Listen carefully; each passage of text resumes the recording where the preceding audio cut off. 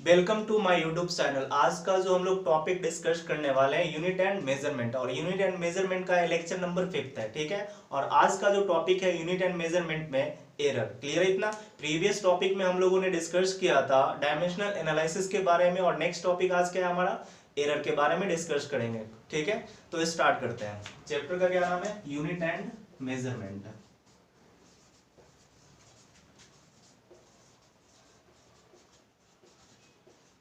और आज का जो टॉपिक है यूनिट एंड मेजरमेंट में क्या है? एरर है।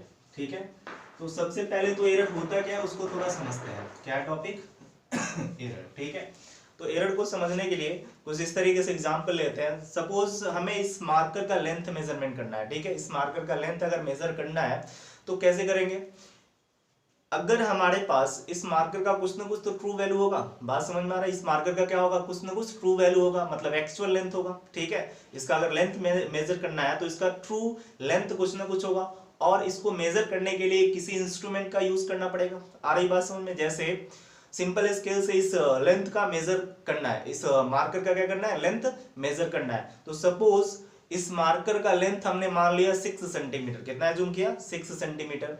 अगर हम लोग सिंपल स्केल से इस मार्कर का लेंथ मेजर कर रहे हैं तो हमारे पास मान लेते हैं कि 6.1 आ गया। बात समझ में आ रहा है? क्योंकि हम लोग 100% किसी भी चीज को मेजरमेंट नहीं कर सकते। आ रही बात समझ में? इन आइडियल केस में कर सकते हैं, जो इमेजिनरी कंडीशन रियल कंडीशन है ही नहीं। तो इन रियल केस में या प्रैक्टिकली हम लोग 100% किसी भी चीज को मेजरमेंट नहीं कर सकते। किसी भी चीज का हम लोग क्या लेंथ विड्थ या हाइट नहीं निकाल सकते। बात समझ में आ रही है? तो देखो, अगर हमने माना कि इस मार्कर का लेंथ मेजर करना है तो किसी भी इंस्ट्रूमेंट हो सकता है क्या कि सिंपल स्केल हो, दूसरा क्या वर्नियर कैलिपर हो सकता है। आ रही बात समझ में? तो इससे अगर हम लोग लेंथ इसका मेजर करें तो कुछ ना कुछ जो रियल इसका लेंथ होगा, रियल मींस क्या? ट्रू वैल्यू होगा। जो ट्रू लेंथ होगा उससे ज्यादा मेजर कर लेते या फिर उससे कम। आ रही बात समझ में? क्योंकि 100% तो मेजर कर ही नहीं सकते। ठीक है, तो हमने माना कि इस मार्कर का लेंथ कितना? 6 सेंटीमीटर। अगर कोई लेके आया सिंपल स्केल से और इसको मेजर किया तो आ गया 6.1 सेंटीमीटर। आ रही बात समझ में? दूसरी बार फिर इसी मार्कर को लेंथ किया तो 5.9। ये प्रैक्टिकली करके देख सकते हो। जितनी टाइम्स तुम मेजरमेंट करोगे एक ही ऑब्जेक्ट को, हर बार थोड़ा बहुत क्या होता है? वैल्यू फ्लक्चुएट करता है, कुछ ना कुछ अलग होता है। आ रही बात समझ में? तो अब हमारे पास कितना गड़बड़ी हो रहा है। सपोज हमने माना था 6 सेंटीमीटर और मेजरमेंट किए तो कितना आ गया? 6.1 सेंटीमीटर। तो कितने का गड़बड़ी हुआ? गड़बड़ी कितने का हुआ? एक्चुअल में 6 था और दूसरा कितना हम मेजर कर रहे हैं? 6.1। तो 6 माइनस 6.1 अगर कर लिए तो 0.1 सेंटीमीटर का गड़बड़ी हो रहा है ना, हमसे कहीं गलती हो रहा है 0.1 सेंटीमीटर। बात समझ में आ रहा है?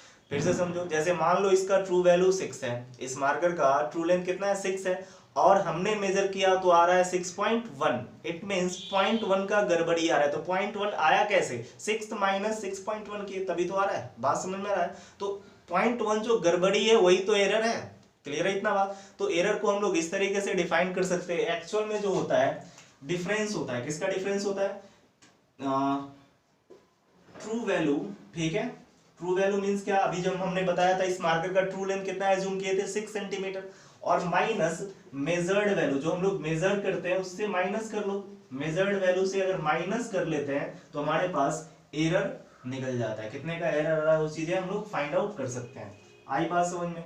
तो एक्चुअल में क्या होता है? डिफरेंस होता है। किसका डिफरेंस होता है? True value and measured value का जो डिफरेंस होता है उसी को क्या बोलते हैं? एरर। बात समझ में आ रहा है? ये प्रैक्टिकल में अपने लाइफ में बहुत ज्यादा यूजेज है इसका। जैसे मान लो किसी खेत का एरिया निकालना हो, आ रही बात समझ में? किसी चीजों का लेंथ निकालना हो, या टाइम पीरियड, जैसे हम लोग क्या करते हैं? प्रैक्टिकल करते हैं, एक्सपेरिमेंट करते हैं प्रैक्टिकल में, तो उसका अगर टाइम पीरियड निकालना हो तो उसमें कितना एरर आ रहा है और उसको ट्रू वैल्यू के आसपास कैसे पहुंच सकते हैं, वो सब चीजें यहाँ पे हम लोग डिस्कस करेंगे। बात समझ में आई?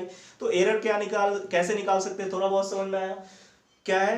कोई भी ट्रू वैल्यू होगा, जितने भी ऑब्जेक्ट होता है, ठीक है, उसका कुछ ना कुछ ट्रू वैल्यू होता है। ट्रू वैल्यू मींस क्या? उसका लेंथ कुछ ना कुछ ट्रू होगा, विड्थ होगा, हाइट होगा। आ रहा है बात समझ में? और जो हम लोग मेजर करते हैं तो उसमें कुछ ना कुछ गलतियां होता है। गलतियां बहुत मतलब अलग अलग रीजंस के कारण हो सकता है। आ रही बात समझ में? अलग अलग कारणों के कारण क्या हो सकता है? अलग अलग कारण से गलतियां कुछ आ सकती है। तो उस गलतियों को निकालना, गलती मतलब क्या? एरर। आ रही बात समझ में? उसी को क्या बोलते हैं? उस गलती को निकालना, वही तो हमारे पास एरर है। वो जो गलतियां हो रही वही हमारे पास क्या है, एरर है। तो कैसे निकालेंगे, जैसे हमारे पास अगर किसी तरीके से इसका ट्रू वैल्यू पता चल जाए, ठीक है, और जो हम लोग मेजर किए उससे डिफरेंस कर लेंगे तो हमारे पास कितना रॉन्ग, मतलब कितना गलती हो रहा है वो निकल सकता है, कितना एरर आ रहा है उसको फाइंड आउट कर सकते हैं। बात समझ में आए कि नहीं आया, जस्ट क्लियर है इतना।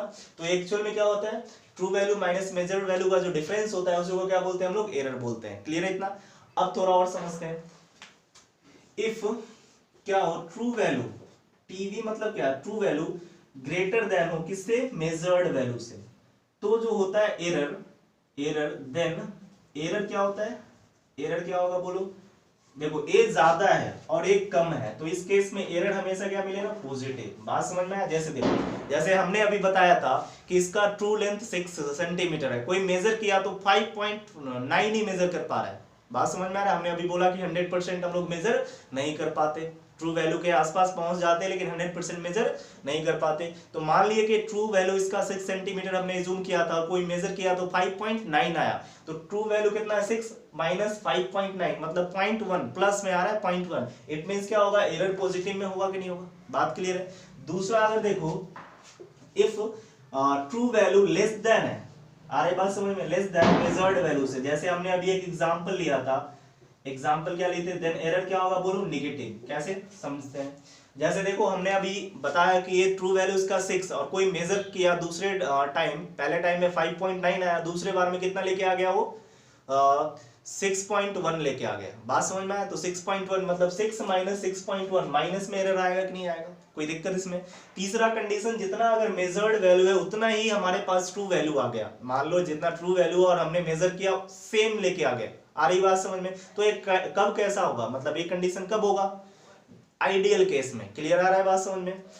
अब तीसरा, अगर इफ या इन आइडियल केस लिख सकते हैं, in ideal case, ideal case समझ में आता है जो हम लोग प्रैक्टिकली कर नहीं सकते हैं, बस सोच सकते हैं, करना पॉसिबल नहीं है।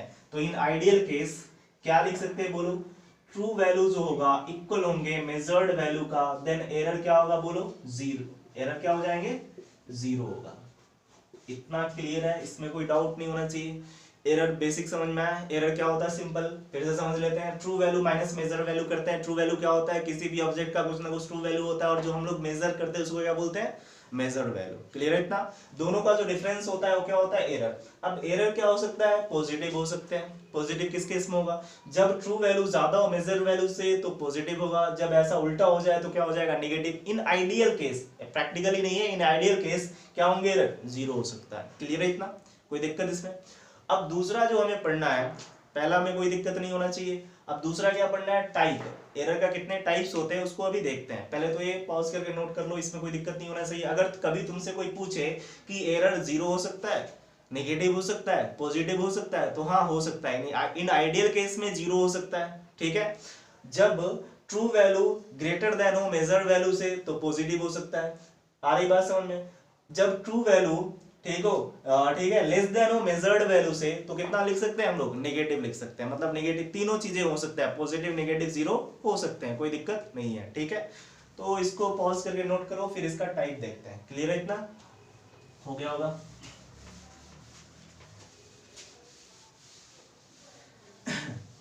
अब देखो टाइप कितने तरीके के होते हैं और क्या क्या होता है उसको थोड़ा समझते हैं। टाइप कितने, टू टाइप्स के होते हैं। एरर कितने टाइप के होते हैं, टू टाइप्स के। पहला कौन सा है देखो, सिस्टमैटिक एरर, सिस्टमैटिक एरर। और दूसरा जो है रैंडम एरर। कौन सा है, रैंडम एरर, ठीक है।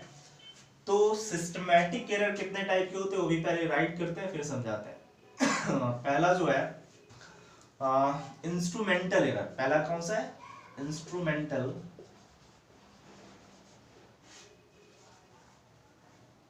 एरर, ठीक है।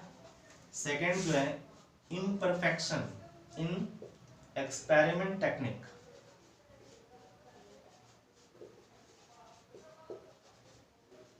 इन एक्सपेरिमेंट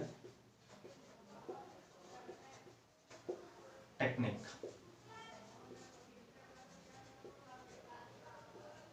ठीक है।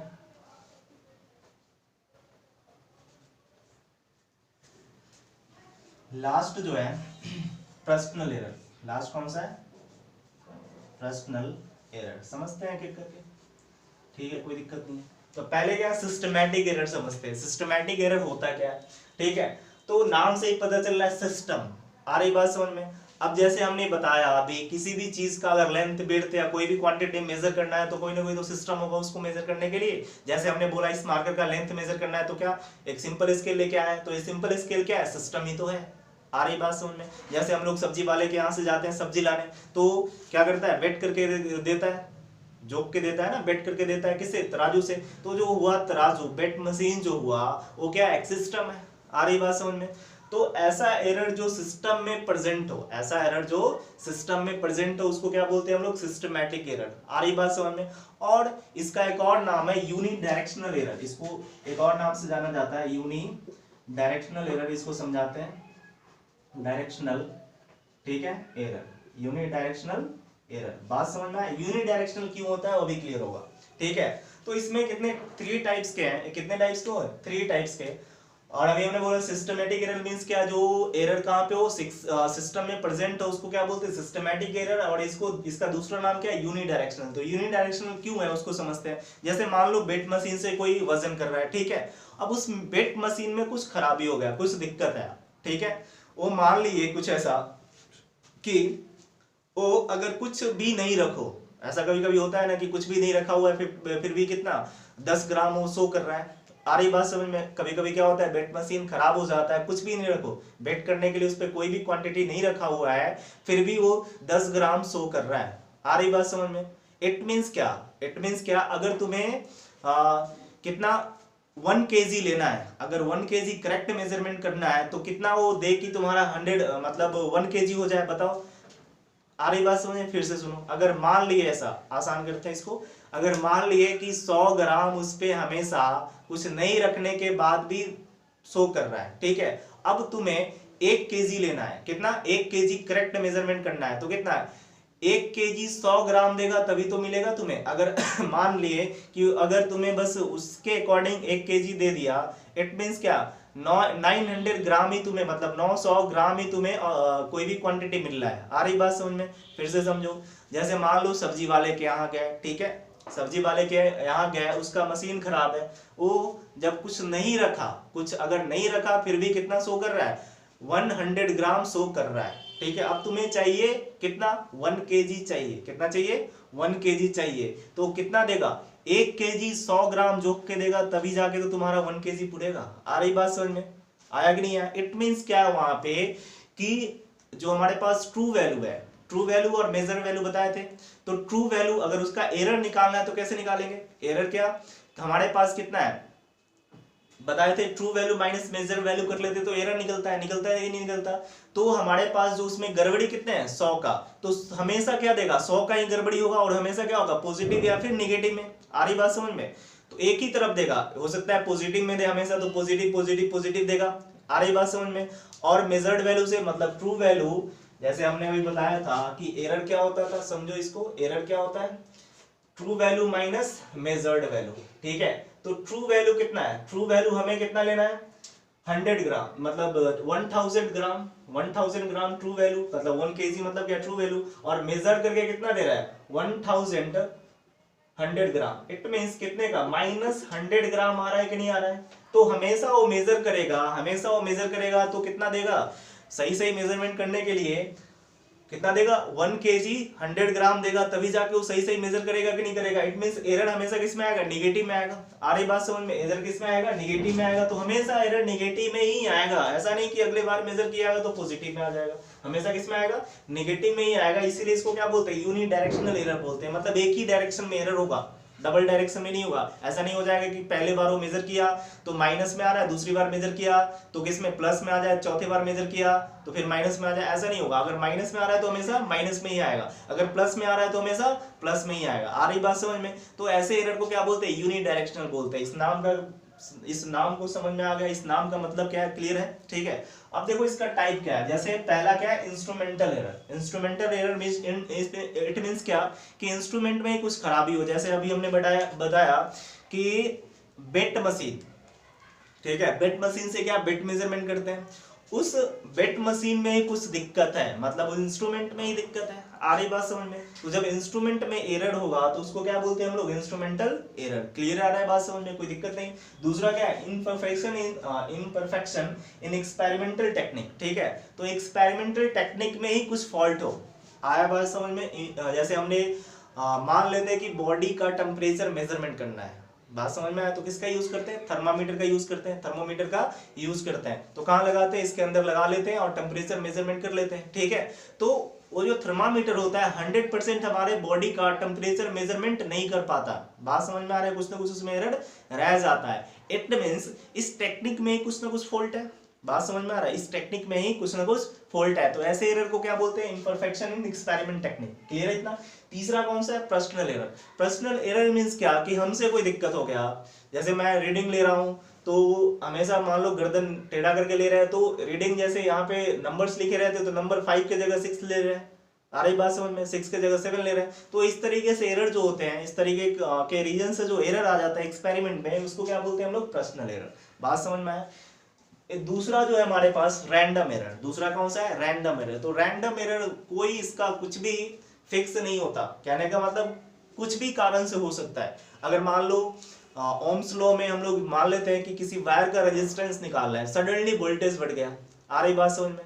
सडनली क्या हो गया? वोल्टेज बढ़ रहा है, बढ़ गया, तो उसके रीजन से कुछ एरर आ रहा है। ठीक है, जैसे हमें कुछ पता नहीं कि किसके रीजन से आ रहा है। आ रही बात समझ में? किसी भी कारण से हो सकता है। या फिर कभी ऐसा हो कि तेज हवा बह गया, हम लोग एक्सपेरिमेंट कर रहे हैं, तेज हवा बह गया, उसके कारण से हो गया हो।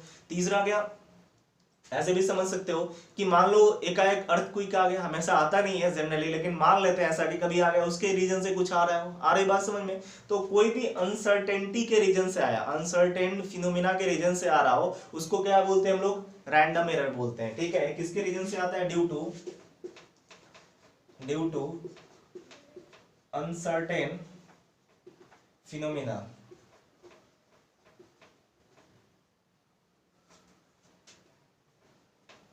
ठीक है, एक बात समझ में है? क्लियर है इतना? ये अनसर्टेन फिनोमिना के कारण से आ सकता है।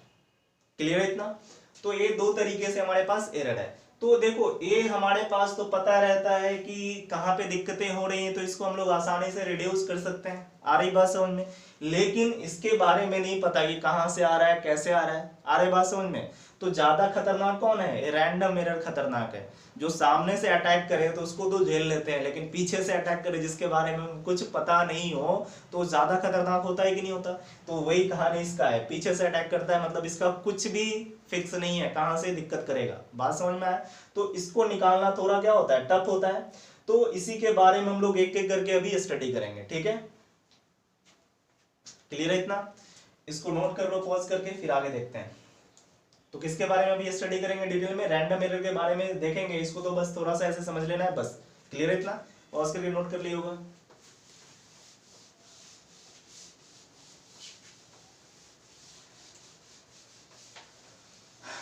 अब देखो, हमें किसके बारे में डिटेल में जानना है? देखो, रैंडम एरर के बारे में। किसके बारे में देखना है? रैंडम एरर के बारे में। रैंडम एरर किस तरीके से फाइंड आउट करते हैं। ठीक है, तो इसमें सबसे पहले क्या क्या पढ़ना है वो पहले यहाँ हाईलाइट में कर दे रहा हूं। पहला क्या इसमें देखना है? Average random error. पहला क्या देखना है? Average random error. ठीक है, दूसरा जो देखना है एब्सोल्यूट रैंडम एरर। ठीक है, और तीसरा जो देखना है मीन एब्सोल्यूट, एक एक करके सब समझेंगे, एरर। ठीक है, नेक्स्ट जो देखना है रिलेटिव एरर, और लास्ट परसेंटेज एरर। ठीक है,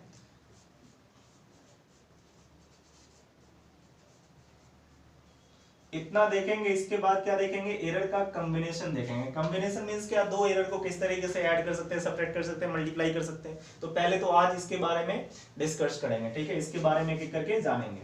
ठीक है, बात समझ में आया?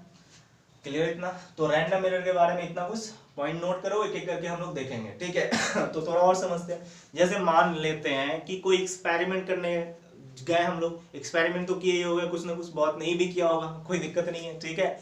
तो अगर कहीं भी एक्सपेरिमेंट करने जाते हैं तो एक रीडिंग लेके नहीं छोड़ते हैं, 5 रीडिंग, 6 रीडिंग, 10 रीडिंग, जितना रीडिंग्स ले लो उतना अच्छा बेटर रिजल्ट आएगा। बात समझ में आया? तो एक्सपेरिमेंट करते हैं तो सबसे पहली बात क्या कि एक रीडिंग लेके नहीं छोड़ते हैं, 3, 4, 5, 10 इस तरीके से रीडिंग लेते हैं। क्लियर है?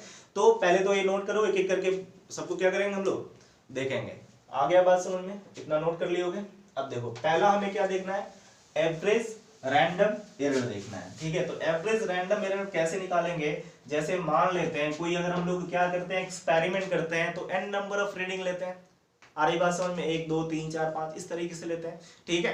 तो n नंबर ऑफ रीडिंग के लिए फॉर, यहां लिखेंगे for n number of reading. बात समझ में आ रहा है कि नहीं आ रहा है सबको? कोई दिक्कत नहीं होना चाहिए, ठीक है। For n number of reading मतलब क्या, 1, 2, 3, 4 इस तरीके से। एजूम रीडिंग्स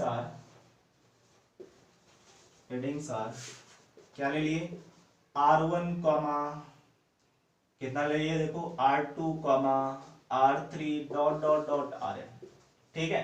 बात समझ में आया? जैसे हम लोग कोई भी एक्सपेरिमेंट करते हैं तो एक बार रीडिंग लेके नहीं छोड़ते, 1 बार, 2 बार, 3 बार, 4 बार, 5 बार, 10 बार लेते हैं। जितना ज्यादा एक्सपेरिमेंट करोगे उतना ही अच्छा हमें क्या मिलता है, रिजल्ट मिलता है। आई बात समझ में? ऐसे तो जनरली सब 5 करके छोड़ देते हैं, ठीक है। लेकिन जितना ज्यादा प्रैक्टिकल करोगे, जितने टाइम्स क्या करोगे, प्रैक्टिकल करोगे, उतना ही अच्छा हमें क्या मिलता है, रिजल्ट मिलता है। आई बात समझ में? रैंडम एवरेज एरर, और इसको ही क्या बोलते हैं हम लोग, ट्रू वैल्यू भी बोला जाता है। इसका क्या नाम है दूसरा, ट्रू वैल्यू भी बोलते हैं, ठीक है।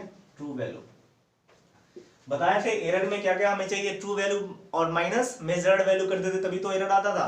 तो ये ट्रू वैल्यू हम लोग इस तरीके से निकाल सकते हैं। कैसे निकालेंगे, एवरेज रैंडम एरर, मान लो 10 बार एक्सपेरिमेंट किए किसी एक चीज का, जैसे सिंपल पेंडुलम वाले, ठीक है। Simple pendulum to and fro motion करता है, उसका एक्सपेरिमेंट कर लिए तो उसका टाइम पीरियड कुछ आया, फिर दूसरी बार में कुछ आया, तीसरी बार में कुछ आया, ठीक है। तो एक्चुअल टाइम पीरियड कितना है, अगर वो निकालना है तो क्या करेंगे, 5 बार, 6 बार, 10 बार क्या करेंगे, एक्सपेरिमेंट करेंगे, सबका रीडिंग नोट करेंगे और उसका एवरेज निकाल देंगे। तो वही लगभग ट्रू वैल्यू के आसपास पहुंच जाएंगे। 100% तो नहीं पहुंच सकते, लेकिन लगभग ट्रू वैल्यू के आसपास पहुंच जाएंगे। तो एक्सपेरिमेंट करना है और उसका एवरेज निकालेंगे तो वही हमारे पास क्या है, हम लोग क्या मान के चलेंगे, वो हमारा क्या है, ट्रू वैल्यू है। बात समझ में आया? तो हम लोग किस तरीके से करेंगे, अगर इसका निकालना है एवरेज सबको निकालने आता है, कोई दिक्कत नहीं इसमें। एवरेज रैंडम एरर अगर निकाले तो इसको लिख सकते हैं RAVG, लिख सकते कि नहीं लिख सकते, देखो AVG, ठीक है, इक्वल टू क्या हो जाएगा, देखो एवरेज निकालना है तो क्या लिखेंगे, R1 plus R2 plus R3 dot dot dot, जितने टाइम्स लेंगे रीडिंग डिवाइडेड बाय इतने ही नंबर से डिवाइड कर लेते हैं कि नहीं कर लेते हैं। तो इस तरीके से हम लोग क्या निकाल सकते हैं, रैंडम एवरेज एरर का वैल्यू फाइंड आउट कर सकते हैं। कोई दिक्कत नहीं होने वाला। बात समझ में आया? पहला कोई दिक्कत इसमें फर्स्ट में कुछ नहीं करना है, 10 बार 5 बार जितने मर्जी रीडिंग्स ले लो, उसका क्या कर देना है, सबको सम करके n से डिवाइड कर देंगे। इट मींस क्या, इसका एवरेज निकाल लें। क्लियर है इतना? इसको नोट कर लो।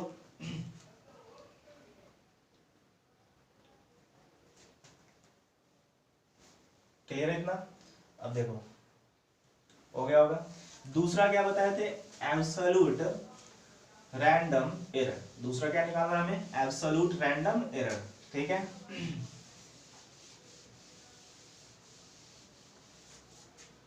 सेकेंड क्या है, एब्सोल्यूट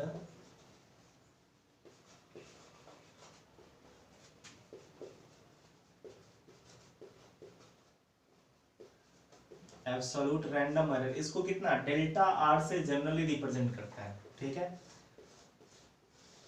ठीक है, तो डेल्टा आर मींस क्या, डेल्टा क्या रिप्रेजेंट करता है, हमेशा चेंज को।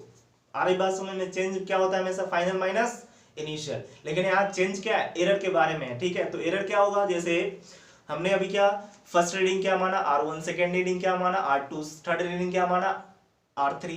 तो पहले रीडिंग में, फर्स्ट रीडिंग में कितना एरर आ रहा है, पहले रीडिंग में कितना एरर आ रहा है, उसको अगर फाइंड आउट करना है तो क्या करेंगे, क्या करना है, एरर के लिए क्या फॉर्मूला था, true value minus measured value, था कि नहीं था।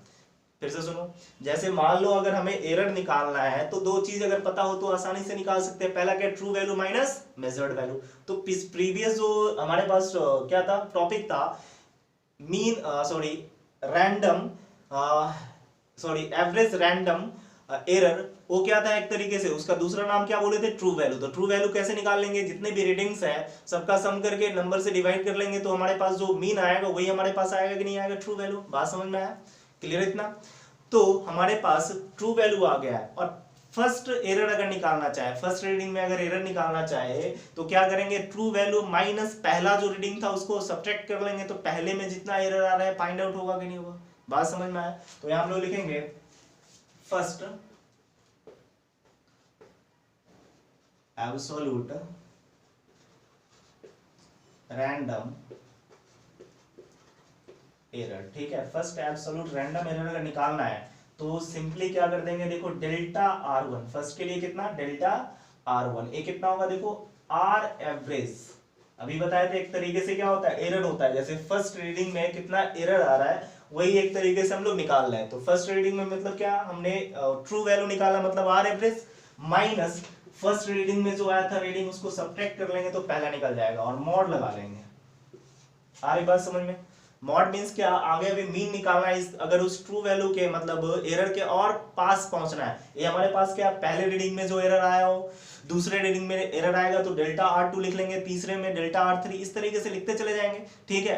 और उस एरर के और पास पहुंचना है तो क्या कर सकते हैं, उसका और एक बार फिर क्या निकाल देंगे, मीन निकाल देंगे, तो उस एरर के और पास पहुंच जाएंगे। बात समझ में आ रहा है। तो पहले तो फर्स्ट में आ रहा है, सेकंड में आ रहा है, ऐसे डॉट डॉट डॉट, एंड में कितना आ रहा है उसको निकाल देंगे, फिर इसका एवरेज निकाल देंगे तो एरर के और पास पहुंच सकते हैं। बात समझ में आया। पहले तो पहले में कितना एरर आया, वो दूसरे में कितना आया, तीसरे में आया, चौथे में कितना आया, सभी का मीन निकाल देंगे तो उस एरर के और नजदीक हम लोग पहुंच सकते हैं। आई बात समझ में। किसी भी चीज के रीडिंग के पास पहुंचना है तो क्या करते हैं हम लोग, 10 बार रीडिंग लो, 15 बार रीडिंग लो, उसका एवरेज निकाल देते। तो जब एरर के पास पहुंचना है तो पहले एरर का इतना वैल्यू, दूसरे का, तीसरे का, चौथे का, उसका मीन निकाल देंगे तो पास पहुंच जाएंगे कि नहीं पहुंच जाएंगे। बात समझ में आया। मॉड मींस क्या, पॉजिटिव, मतलब जो भी वैल्यू आएगा उसको क्या, पॉजिटिव, इस तरीके से लिखते जाएंगे। अब क्या लिख लेंगे, सेकंड में सेकंड एब्सोल्यूट एरर अगर लिखे तो कितना लिख सकते हैं, देखो R2 mod of R average minus R1, ठीक है। थर्ड के लिए देखे तो, थर्ड के लिए देखे तो फिर से कितना हो जाएगा, देखो delta R average minus R3। इसीलिए nth के लिए देखें, nth के लिए देखें तो कितना हो जाएगा, देखो डेल्टा Rn, ठीक है, mod of R average minus Rn। बात समझ में आया। तो इस तरीके से हम लोग एब्सोल्यूट रैंडम एरर निकाल सकते हैं। अगर 5 रीडिंग रहे तो 5 बार delta R1, delta R2, delta R3, delta R4 और डेल्टा R5 निकाल लेंगे। तो जनरल टर्म्स के लिए क्या, डेल्टा Rn निकाल लेंगे तो इस तरीके से हमारे क्या आ जाएगा, एब्सोल्यूट रैंडम एरर का वैल्यू फाइंड आउट हो जाएगा। बात समझ में आया। इसको पॉज करके नोट कर लो, ठीक है। अब इस एक तरीके से क्या है, समझ में आई, थोड़ा बहुत फील आया। ये पहले में फर्स्ट रीडिंग में कितना एरर आ रहा है, दूसरे में कितना आ रहा है, तीसरे में कितना आ रहा है, चौथे में कितना आ रहा है, nth में कितना आ रहा है। अगर टोटल एरर निकालना है तो इसका एक तरीके से और एक बार मीन निकाल देंगे तो और एरर के पास पहुंच जाएंगे कि नहीं पहुंचेंगे। बात समझ में आ रहा है, क्लियर है इतना। इसको पॉज करके नोट कर लो। अब हमें क्या निकालना है, मीन एब्सोल्यूट एरर। बात समझ में आई, मीन एब्सोल्यूट, इस एब्सोल्यूट का क्या निकाल देना है, मीन निकाल देना है। तो मीन जब निकालेंगे तो इस एरर के और नजदीक पहुंच जाएंगे। बात समझ में आ रहा है। तो देखो इस अगला जो है हमारे पास मीन एब्सोल्यूट एरर, नेक्स्ट जो टॉपिक है थर्ड नंबर, सेकंड कर लिए थे, थर्ड देखो मीन एब्सोल्यूट एरर, ठीक है। इसको किससे डिनोट करते हैं, delta R A B Z, average ही तो है, या फिर मीन लिख लो, मीन, ठीक है, M फॉर मीन, शॉर्ट में M लिख लेंगे, ठीक है। तो कितने, जितने भी था, फर्स्ट एब्सोल्यूट एरर, सेकंड था, थर्ड था, फोर्थ था, सबका मीन निकालना मींस क्या, मीन कैसे निकालते, देखो डेल्टा R मीन अगर निकाले तो क्या लिखेंगे, देखो delta R1 plus delta R2 plus delta R3 plus delta इस तरीके से लिख लेते हैं, plus dot dot dot delta R N divided by क्या लिखेंगे बोलो, एन, बात खत्म। इसी का हमने जो प्रीवियस टॉपिक में क्या निकाला था, एब्सोल्यूट एरर निकाला था, ठीक है। उसी का हम लोग क्या निकाल लिए, मीन निकाल लिए, तो हमारे पास क्या आ गया, मीन एब्सोल्यूट एरर। और ये क्या होता है एक्चुअल में, एरर होते हैं, बात समझ में आई, एरर कितना होता है ये हमने निकाल लिया, क्लियर है इतना, कोई दिक्कत इसमें। अब नेक्स्ट जो है fourth number, relative error, relative, ठीक है, रिलेटिव एरर। तो रिलेटिव एरर अगर निकालना हो, ठीक है, रिलेटिव एरर अगर निकालना है तो कुछ नहीं करना है, सिंपली जो हमारे पास आया था, एरर आया था, और ये हमारे पास जो एरर का जो मीन आया था, और आर एवरेज मतलब ट्रू वैल्यू से अगर डिवाइड कर लेंगे तो हमारे पास क्या निकल जाएगा, रिलेटिव एरर निकल जाएगा, ठीक है। फिफ्थ नंबर क्या है, percentage error. Percentage error means क्या, रिलेटिव एरर में 100 से मल्टीप्लाई कर देंगे तो यही तो परसेंटेज में चेंज हो जाएगा। एक तरीके से क्या होगा, फ्रिक्शन में, फ्रिक्शन से अगर हमें परसेंटेज में चेंज करना होता है तो क्या करते हैं हम लोग, 100 से क्या कर लेते हैं, मल्टीप्लाई कर लेते हैं, बात समझ में आई। तो परसेंटेज एरर अगर निकालना है तो delta R mean divided by R average, it means क्या, ट्रू वैल्यू इनटू 100 कर लेंगे तो ये हमारे पास क्या आ जाएगा, एरर आ जाएगा, बात समझ में आया, क्लियर है इतना, कोई इसमें दिक्कत नहीं होने वाला, ठीक है। तो इसको नोट करो अच्छे से, समझ में आना चाहिए, ठीक है। आज इतना हम लोग कर लिए, कल इसका क्या देखेंगे, ऑपरेशंस, इस पे कुछ क्वेश्चन करेंगे, ठीक है। और क्या देखेंगे, ऑपरेशंस देखेंगे। ऑपरेशंस मींस क्या, कि दो एरर का कॉम्बिनेशन, दो एरर का कॉम्बिनेशन कैसे कर सकते हैं। तो क्या हमारे पास 3 ऑपरेशंस है कॉम्बिनेशन करने के लिए, एक क्या कर सकते हैं, ऐड कर सकते हैं, सब्ट्रैक्ट कर सकते हैं, और क्या मल्टीप्लाई कर सकते हैं, बात समझ में आ रहा है। उससे पहले 2-3 चीजें और देखेंगे, लिस्ट काउंट क्या होता है, क्लियर है इतना। तो आज इतना नोट कर लो, आज के लिए इतना ही, थैंक यू।